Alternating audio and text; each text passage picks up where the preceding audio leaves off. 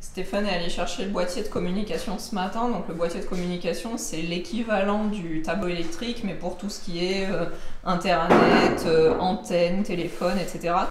Donc il est trop content parce que lui, c'est son délire de geek. Hein. Donc il va commencer à installer ça aujourd'hui parce qu'on est dimanche et que du coup on est en mode silencieux.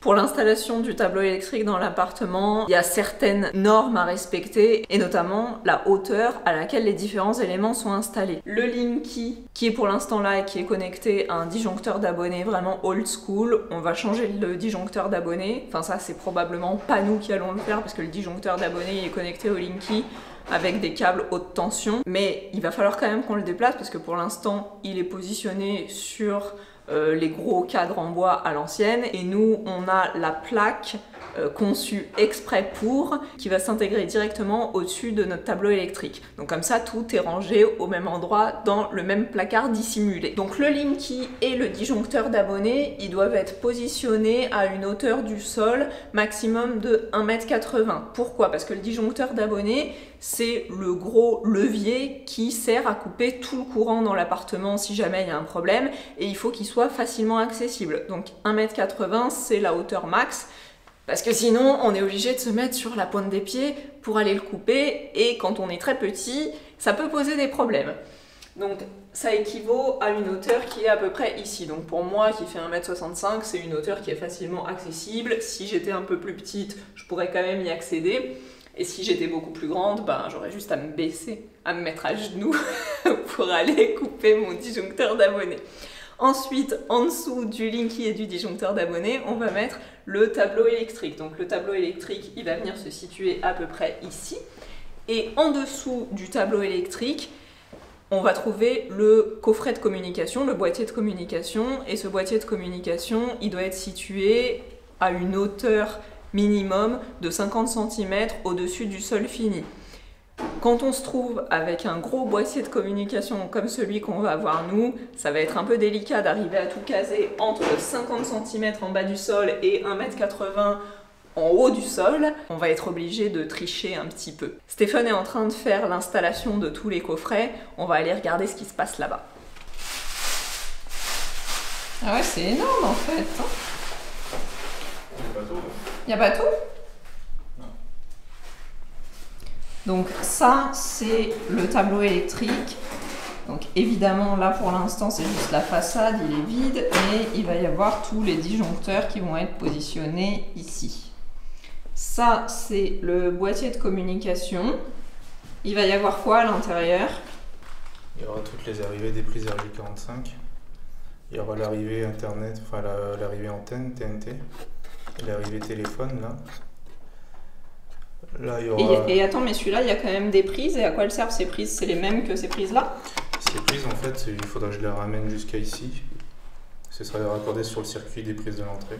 D'accord. Et du coup, en fait, on aura et deux prises ici et deux prises là. On aura 4 prises dans le tableau électrique? Ouais, sauf que celles-là, elles seront dédiées à la partie communication. Donc, c'est pour brancher des box et des trucs comme ça? Ouais, c'est pour ça que là, j'ai pris la partie attenante, ce qu'ils appellent la zone attenante. Ouais. Où on peut mettre en fait une box, un switch, enfin le matériel actif, on va dire. D'accord. Bon ben, vous avez compris, truc de geek quoi. Puis là, en fait, je pourrais mettre aussi un autre bandeau, parce que là, je pense qu'on n'aura pas suffisamment de prise pour tout l'appartement. C'est ça de vouloir mettre des enceintes connectées en RJ45 partout. Hein. Donc du coup, là, il y en a combien? 1, 2, 3, 4, 5, 6, 7, 8. Donc tout ça, c'est les espaces pour les RJ45. Il y en a 8 et il n'y en aura pas assez? Ouais. Oh là là! Appartement de geek. Donc ça, c'est un deuxième bandeau pour les prises RJ45. Ouais. Et on peut mettre les deux bandeaux dans ce petit coffret? Bah, c'est pour ça que j'ai pris une zone attenante. Ah, donc ça va aller dans la zone attenante. Alors, soit je me mets directement là, ça donnera ça. Ouais. Je redispatche un peu les bandeaux, soit je me mets ici pour avoir le deuxième bandeau. D'accord. Oui, parce que si on a par exemple une box et des trucs, ça peut être bien de les brancher directement. Oui. Enfin, sinon, en même temps, les câbles ils passent par l'intérieur de la goulotte, derrière les coffrets. Donc, on peut les relier les uns avec les autres aussi, c'est pas un problème. C'est ça, en fait, il y a des trous là, on peut enlever tout le plastique. Tous les caches ici, Ouais. ils s'enlèvent. Et ensuite, ça permet de passer dans la grosse goulotte blanche que je vous ai montré il y a 2 secondes. Tu peux nous expliquer ce que c'est chacun des trucs qu'on trouve dans un boîtier de communication? Par exemple, ça, là, ce machin test. Ah, c'est pas marqué test. D'habitude, c'est marqué test. Ah oui. Et ben, on le voit dans tous les boîtiers sous les compteurs ou au-dessus des compteurs électriques et on ne sait jamais à quoi ça sert. DTI Test, ça permet en fait tout simplement de tester la connectivité téléphonique au niveau de la ligne ADSL. Donc la ligne téléphonique qui arrive depuis le réseau de l'opérateur. Mais du coup, ça devrait pas être une prise téléphonique plutôt qu'une prise RJ45? Alors toi, ce dont tu parles, c'est la prise Giga. Oui, en voilà, fait. la Ça, prise téléphonique classique en fait. c'est ce qui existait avant, mais depuis les dernières années, en fait, ça ne fait plus partie des normes d'habilitation, en fait. Donc ça, Donc on n'est plus obligé de l'avoir Non. chez soi? non. D'accord. Non, aujourd'hui, tout arrive directement sur de la RJ45. Et à partir de là, si ton habitation n'est pas éligible à la fibre optique, en fait, l'opérateur, quand il arrive jusqu'à ton appartement, ça arrive donc en cuivre que tu raccordes sur ce boîtier. Et de ce boîtier-là, en fait, tu vas pouvoir repartir vers une des prises RJ45 jusqu'à une de tes pièces. Donc à partir de là, ce boîtier-là, en fait, c'est arrivé, on l'a fait partir soit sur la box, soit sur un téléphone.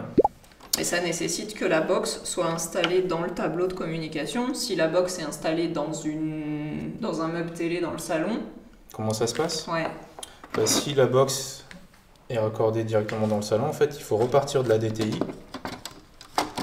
et en fait envoyer un câble jusqu'à une des prises qui se retrouve sur le répartiteur RJ45 et Ouais. qui arrive dans la bonne pièce. Et à partir de là, une fois arrivé dans la pièce, on repart de la prise RJ45 et on se met sur la box. Donc en fait, ça nécessite, comme l'électricité, d'avoir un tableau où chaque prise ici, chaque embout RJ45 est connecté à une pièce. C'est ça. C'est-à-dire que si on n'a qu'une arrivée RJ45 dans le salon, on n'aura qu'un embout ici.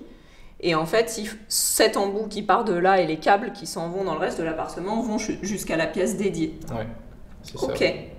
Donc nous, on va en avoir plein parce qu'on a du RJ45 dans plein de pièces, mais si on avait du RJ45 que dans le salon, on aurait juste une tête ici, on connecterait ça à ça, et ça ensuite, ce câble RJ45 ici partirait relier le salon sous la télé pour pouvoir connecter la box. Exactement, ouais. Je suis forte, hein, je comprends vite.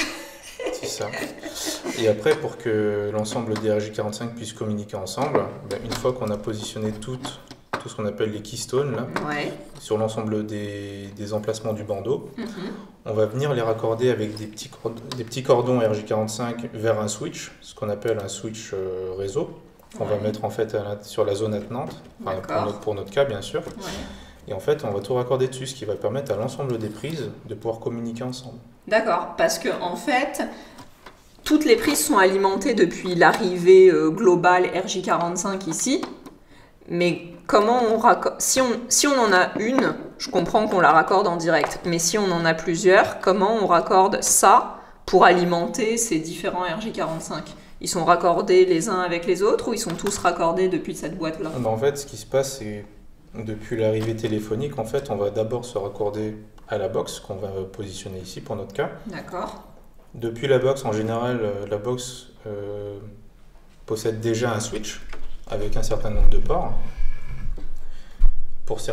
Mais pour certains cas, en fait, il va falloir plus que les 4 ports de la box standard, donc il va falloir acheter un switch supplémentaire qu'on mettra ici. C'est pour ça qu'on a besoin de ces Donc, prises en électriques fait, d'ailleurs. c'est la box qui redistribue le RJ45 dans tout l'appartement.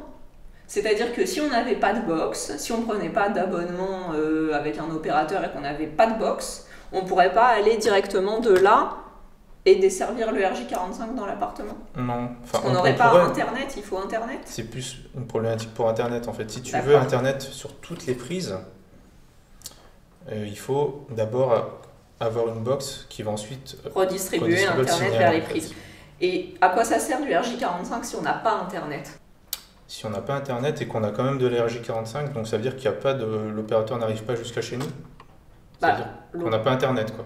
Nous, on n'a pas pris d'abonnement, par exemple. Si on ne prend pas de box, ici pour l'instant, on n'a pas de box dans l'appartement, on n'a pas d'internet dans l'appartement, mais il y a quand même une arrivée internet dans l'immeuble. Ouais. Donc c'est cette arrivée internet de l'immeuble qu'on raccorde ici? C'est ça. Alors si l'arrivée internet, bien sûr, c'est de l'ADSL, on la raccorde ici. En revanche, si c'est une arrivée internet qui passe par le câble, on va la raccorder directement sur le répartiteur télé. D'accord. Au travers de la fiche coaxiale qui D'accord. va distribuer le signal internet directement de là à cette prise. Ou, grâce à mon câble, ce qu'on appelle un câble balloon, comme ça, directement de cette fiche-là à une fiche en RJ45. D'accord. Donc ça, c'est si c'est quoi déjà? Un répartiteur télévision, TV. Donc ça, c'est pour l'arrivée de l'immeuble. De l'antenne. Donc ça, c'est pour l'arrivée de l'antenne, l'arrivée immeuble de l'antenne qu'on vient raccorder ici et qu'on redistribue vers les prises de l'appartement. Et ça, c'est pour l'ADSL. C'est ça. Et c'est soit l'un, soit l'autre? On n'a pas les deux dans un appartement? On a toujours les deux en fait. On a toujours en fait l'arrivée de l'antenne qui arrive sur le répartiteur et on a toujours le signal téléphonique qui arrive au niveau du boîtier de DTI. Et aujourd'hui, avec les nouvelles normes, on a même ce qu'on appelle un DTIO qui est un répartiteur pour la partie fibre optique.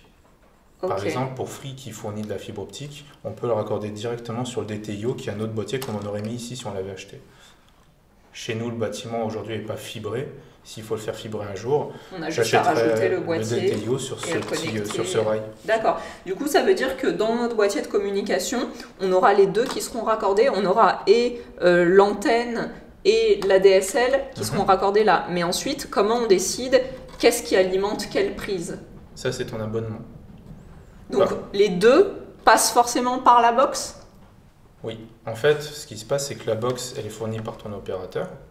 Et ta box, en fonction de l'éligibilité de ton immeuble, il va pouvoir te proposer soit de la fibre optique, soit du cuivre, soit entre guillemets, du câble, de l'Internet par le câble.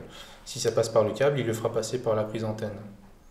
Si c'est de la DSL basique, la pauvre ADSL. Si c'est une pauvre ADSL, ça passera par le boîtier DTI. D'accord. Et si c'est une fibre optique, alors soit il fait arriver un boîtier dans ton appartement, et il le met dans ce boîtier, dans le coffret de communication, et si tu as installé un DTIO, il fait arriver la fibre optique en direct dans ton DTIO. À partir du DTIO, tu te raccordes à ta box Internet, et à partir de la box Internet, tu te raccordes soit à ton switch, et si ta box Internet, elle possède plusieurs ports Ethernet, depuis la box, tu peux directement te raccorder sur tous les ports RJ45. C'est peut-être une question bête, mais je suis sûre que je ne suis pas la seule à me poser la question. C'est quoi un switch? Alors un switch, c'est un équipement réseau qui permet en fait de raccorder l'ensemble des prises RJ45 de telle manière à ce que les équipements qui sont raccordés sur ces prises RJ45 puissent communiquer ensemble. C'est genre une multiprise pour réseau? C'est ça, c'est ce qui te permet d'avoir un réseau local chez toi en fait. En fait, si tu as plusieurs ordinateurs qui sont raccordés à toutes tes prises RJ45, ce qui permet que l'ensemble de ces prises RJ45 puissent communiquer ensemble, c'est le switch. Donc en fait, tu vas raccorder l'ensemble de ces prises. Donc le switch, est en amont de toutes ces prises-là, c'est lui qui distribue en gros l'énergie, enfin le réseau dans chacune des prises. C'est ça. D'accord. C'est ce qu'on appelle un commutateur réseau en fait. Voilà. Bon, bah merci beaucoup, c'était très intéressant. Mais il y a aussi ça. Hein. Ah. Et ça. Bah vas-y alors. Bah alors ça en fait c'est les prises électriques bien sûr pour la zone de communication. Donc en fait j'ai pris un coffret où il y avait deux prises, une pour un switch, une pour une box. On peut bien sûr en rajouter une si on a un besoin supplémentaire. Mais du coup c'est des prises normales, c'est-à-dire que les deux prises qu'on a déjà dans notre tableau électrique, ça aurait pu aussi être raccordé, la box et le switch auraient pu être raccordés sur les deux prises du tableau électrique. D'accord, donc c'est deux prises supplémentaires mais c'est des prises classiques. C'est ça. Okay. Sauf qu'en termes de normes, normalement tu dois avoir au minimum une prise électrique à l'intérieur de ton coffret de communication. D'accord. Dans les nouvelles normes. D'accord. Ça, en fait, c'est le bornier de terre qui va être directement raccordé jusqu'au bornier de terre du tableau électrique. Ça permet d'éviter de prendre des châtaignes quand tu touches à une partie métallique de ton coffret de communication. Donc ça veut dire que le tableau électrique, quand il est raccordé à la terre de l'immeuble, il faut en plus raccorder le coffret de communication. Ça, Oui. Le fait de raccorder le tableau électrique à la terre, ça met pas tout à la terre. Non, C'est comme en fait n'importe quel équipement électrique supplémentaire. C'est comme quand on Exactement. tire la terre dans nos prises électriques. exactement. En fait, Ok. ce qui va se passer, c'est qu'on va repartir de cette borne-là et on va se mettre sur le bornier de terre du tableau électrique. D'accord. Chaque équipement métallique qui peut être potentiellement dangereux dans l'appartement doit être accordé à la terre. Même les tuyaux de cuivre de la plomberie. Surtout les tuyaux de cuivre de la plomberie au niveau d'une salle de bain ou des toilettes. Parce que sinon, c'est toi qui fais conducteur s'il n'y a pas de mise à la terre. Et tu prends tout le jus. Et tu prends le jeu et tu finis comme Claude François. Voilà.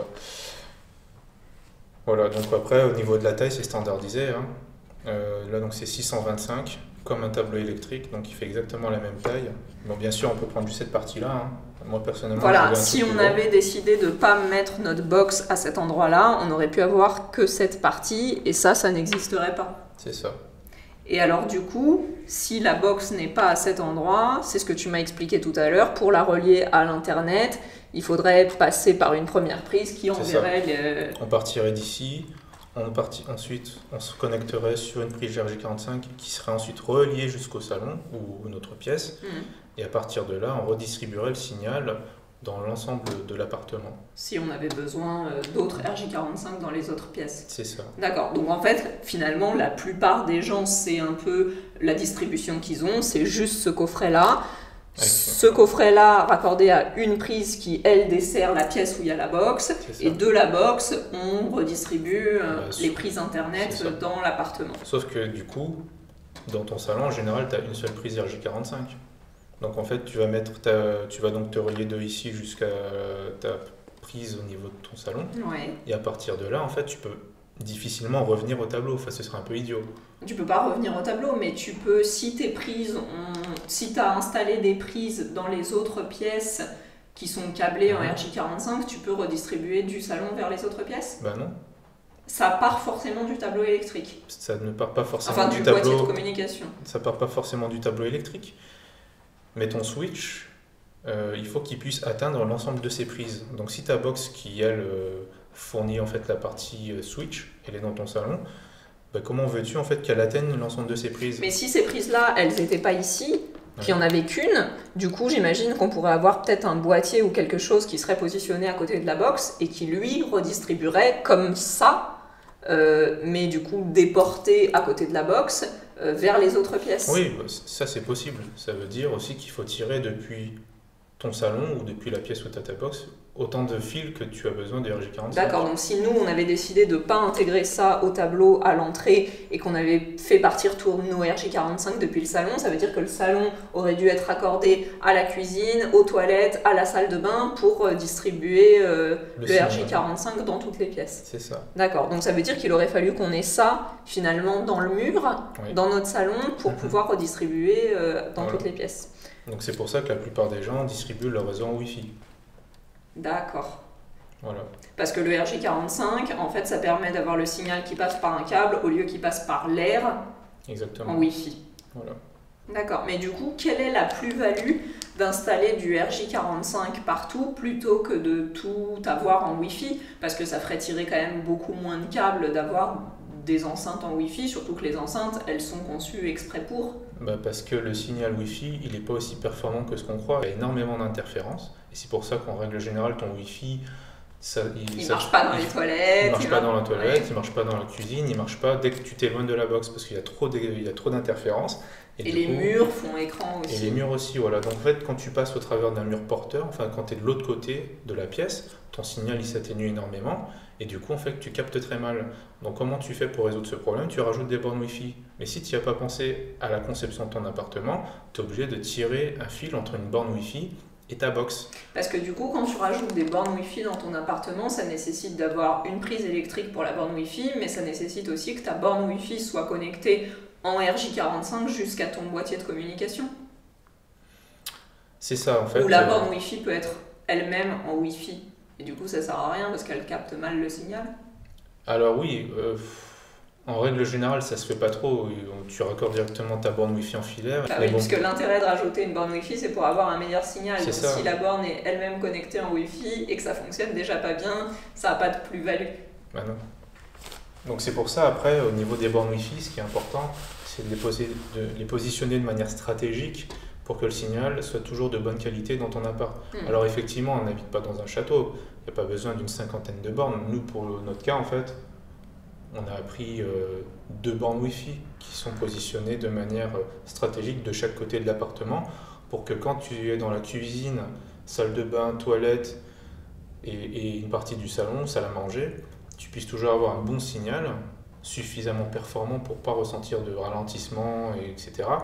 Et une deuxième borne qui est aujourd'hui dans le dressing, qui elle aussi permet en fait quand tu es dans la chambre, dans les pièces, de pouvoir en fait avoir un signal de bonne qualité. Si on n'avait pas mis ces bornes Wi-Fi, je t'assure qu'en fait tu serais à l'autre bout de l'appartement, tu capterais un signal Wi-Fi avec une seule barre, et ce serait quand même assez... Tu serais obligé de passer en 4G. Et tu passeras en 4G, parce que ce serait beaucoup plus performant. Sachant qu'aujourd'hui, chez nous, le signal 4G n'est pas de bonne qualité. Donc on ne peut pas forcément s'appuyer dessus pour avoir une bonne connexion Internet quand on est dans tout l'appartement. Donc c'est pour prévoir ce genre de cas que j'ai voulu mettre des bornes Wi-Fi vraiment partout. Mes enceintes Wi-Fi qui vont être un peu partout dans l'appartement, le fait de les avoir en filaire, donc directement raccordé sur une prise, ça va permettre d'avoir un signal de meilleure qualité que si c'était en Wi-Fi forcément. Donc en fait, ça va en fait se répercuter sur les temps de réponse, la latence, en fait, ce qu'on appelle la latence en réseau. Donc en fait, ce qui se passe, c'est que le signal Wi-Fi, il ne sera pas perturbé par la pollution de l'air, enfin la pollution de l'air, le bruit dans l'air en fait. Et du coup, en fait, quand tu écouteras une musique, tout sera plus ou moins entre guillemets synchronisé parce qu'en fait, le signal sera de la meilleure qualité possible. Si je les avais raccordés en Wi-Fi, potentiellement, on aurait pu avoir des perturbations au niveau des ondes, parce qu'aujourd'hui, on ne sait pas vraiment comment ça va se comporter. Donc, pour sécuriser la chose, j'ai préféré tout faire en RJ45. D'accord. Et du coup, pourquoi pas tout faire en fibre? Alors, pourquoi pas tout faire en fibre? En fait, la fibre, c'est une bonne question. C'est un peu le futur aujourd'hui. Le problème de la fibre, c'est que il faut avoir du matériel assez coûteux pour pouvoir tout raccorder en fibre. Aujourd'hui, tu prends le cuivre. Donc aujourd'hui, le cuivre, c'est très facile. Tu vas venir en fait découper la gaine, tu vas l'enlever, tu vas ensuite dénuder les différents fils à l'intérieur. Tu vas venir te raccorder directement dans le pistol, là, dans la prise. Hop. Enfin, tu viendras comme ça, en positionnant chacun de tes fils directement à l'intérieur. Et tu viendras appuyer comme ça, et ça va faire le contact. Et là, tu as ta prise. Le seul équipement dont j'aurais eu besoin, c'est une pince à dénuder, ou un cutter, ou une pince coupante. Pour les prises en fibre optique, c'est un peu plus compliqué. Aujourd'hui, il existe effectivement des prises qui sont plug and play, mais ça coûte vraiment plus cher.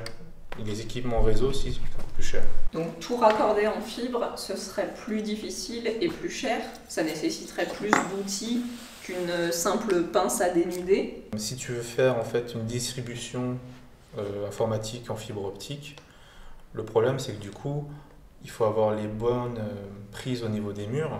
Bon, ça c'est déjà beaucoup plus cher qu'une prise RJ45 normale. Donc là, il y a une question pour la de prix. fibre, c'est une tête différente que ça.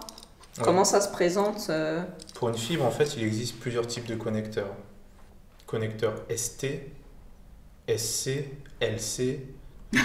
Donc en fait, déjà c'est compliqué. Donc il faut tirer l'ensemble des câbles de fibre optique jusqu'à ton tableau et à partir de là, en fait, il va falloir avoir déjà un répartiteur dédié, spécifique. Donc ça voudrait dire qu'il nous faudrait et le RJ45 et la fibre ou l'un remplace l'autre? Pour moi, pour notre cas, si je devais en venir à mettre de la fibre optique, je prendrais un bandeau spécialisé pour la fibre optique tout en conservant le RJ45. Si j'en viens à mettre de la fibre optique, ce serait juste sur quelques prises de manière stratégique, là où j'ai vraiment besoin d'un débit beaucoup plus élevé que 10 gigabits par seconde que je peux atteindre juste avec de la RJ45. Donc il faudra déjà installer une cassette fibre optique vraiment dédiée, où les raccordements sont... Une cassette, c'est ça? Ça, c'est un bandeau de brassage, mais une cassette, ça remplit plus ou moins le même rôle, effectivement. Et sur cette cassette, alors soit tu prends un bandeau fibre optique sur lequel en fait tu vas venir directement dissocier tous les brins de la fibre optique sur l'ensemble des ports du bandeau. Ça demande des équipements spécifiques qui coûtent quand même assez cher, des outils spécifiques à plus de plusieurs milliers d'euros. Ouais. Soit tu peux venir directement avec ta jarretière à l'intérieur du bandeau et te raccorder dessus. Sauf que ta jarretière, donc ton câble avec les deux extrémités déjà pré-câblées, il faut qu'elle soit de la bonne longueur. D'accord. Donc, Parce que tu peux pas le découper. non, la fibre optique, ça se soude. D'accord. C'est ça l'équipement. L'équipement pour souder la fibre optique, ça coûte quand même assez cher. D'accord. Ça veut dire que quand tu fais passer de la fibre optique dans tes murs, le câble, il faut qu'il soit d'un bout à l'autre précisément jusque là où tu veux le mettre. Exactement. Et sinon, il faut le souder. Le souder. En fait, souder une fibre optique, c'est compliqué parce qu'il faut qu'elle soit le signal lumineux de la fibre optique, il faut qu'il soit totalement aligné en face du connecteur. Enfin, c'est pour ça que faire. Oui, donc c'est pas quelque chose que tu DIY chez toi, c'est Non. quelque chose qui doit être fait entre guillemets en usine. Bah alors soit sur place avec du matériel professionnel, Ouais, mais par soi-même aujourd'hui c'est compliqué de le faire. d'accord. Et, Avec les moyens du bord en tout cas. et une dernière question, si tu n'as pas la fibre optique qui arrive chez toi, par exemple nous dans l'immeuble, comme tu le disais tout à l'heure, on n'est pas raccordé à la fibre optique, quel est l'intérêt de mettre de la fibre optique chez soi? Directement pour distribuer les pièces? Oui, Ben, ça peut être très utile, hein, mais il faut vraiment avoir un besoin spécifique en termes de bande passante entre ton ordinateur ou tes ordinateurs et tes serveurs ou ton serveur. donc pour le transfert d'informations, de C'est ça. photos, de vidéos, Pour quelqu'un d'images, pour quelqu'un qui fait des gros transferts de fichiers entre son serveur de fichiers, là où il y a ses photos, ou ses traitements vidéo, ou des choses qui sont volumineuses, et son poste de travail, s'il a besoin qu'il y ait énormément de débit, il peut effectivement avoir besoin de fibre optique entre son ordinateur et son serveur. Mais donc pour une utilisation classique pour la plupart des gens, en fait, c'est pas très utile. Pour une utilisation classique, non. Non, parce qu'aujourd'hui, ce que je disais tout à l'heure, c'est que ne serait-ce qu'avec du cuivre, de la RJ45, on peut déjà atteindre, avec les bons équipements bien sûr, du 10 gigabits par seconde.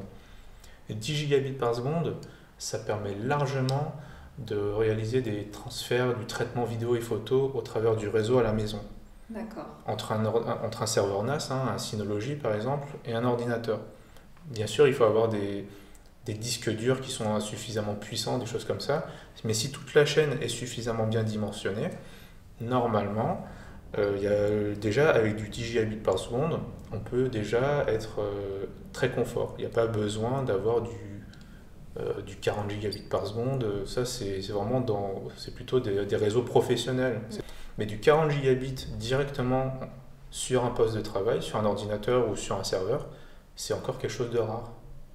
Mais c'est quelque chose qui est amené à évoluer au cours des prochaines années. Dans les réseaux professionnels, c'est déjà même pas encore habituel, alors dans du résidentiel, on en est encore loin. Ça coûte très cher. Ça coûte très cher, des dizaines de milliers d'euros juste pour avoir de la fibre optique au niveau de ton salon, pour que ton opérateur arrive dans ton salon. D'accord. Mais du coup, une fois qu'il est dans ton salon et que tu veux redistribuer vers les autres pièces, ou une fois qu'il est dans ta boîte de communication et que tu veux distribuer vers les autres pièces, si tu n'as pas la fibre qui arrive dans ton immeuble, ben ça sert à rien en fait.